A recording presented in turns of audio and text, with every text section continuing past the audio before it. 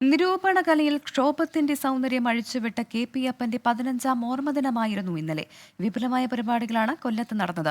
നീരാവിൽ നവോദയം ഗ്രന്ഥശാല സംഘടിപ്പിച്ച സ്മൃതി സംഗമം CPIM പോളിറ്റ് ബ്യൂറോ അംഗം MA ബേബി ഉദ്ഘാടനം ചെയ്തു.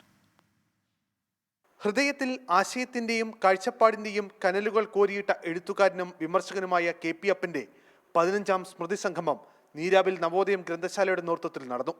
കെ.പി. അപ്പൻ സ്മാരക ഓഡിറ്റോറിയത്തിൽ നടന്ന ചടങ്ങ് CPIM പോളിറ്റ് ബ്യൂറോ അംഗം MA ബേബി ഉദ്ഘാടനം ചെയ്തു. യാഥാസ്ഥിതിക അക്കാദമിക് വിമർശനങ്ങൾക്കെതിരെ കെ.പി. അപ്പൻ നടത്തിയ സൗമ്യവും ദീപ്തവുമായ അക്രമങ്ങൾ അദ്ദേഹത്തിന്റെ രചനയിൽ കാണാമെന്ന് MA ബേബി പറഞ്ഞു. മലയാള നിരൂപണ സാഹിത്യത്തിൽ അപ്പൻ സാർ എന്താണോ ഒരു കെടാത്ത ജ്വാല ആണ് അപ്പൻ സാർ എന്നാണ് ഞാൻ വിചാരിക്കുന്നത്. തൻ്റെ നിരൂപണത്തിൽ താൻ ഉപയോഗിക്കുന്ന വാക്കുകളെ ഓരോന്നിനെയും സ്വന്തം കുഞ്ഞിനെ പോലെ ഓമനിച്ചുകൊണ്ടാണ് അദ്ദേഹം കടലാസിലേക്ക് പകർത്തി വെച്ചത്.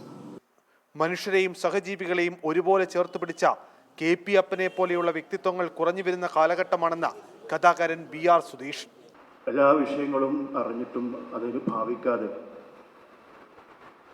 എല്ലാ മനുഷ്യരുമായിട്ടും ഒരുപോലെ ഇടപഴകാൻ സാധിക്കുന്ന, പതിതരോട് കൃപയുള്ള, സഹജീവികളോട് കാരുണ്യമുള്ള മനുഷ്യരൊക്കെ കുറഞ്ഞു വരികയാണ്.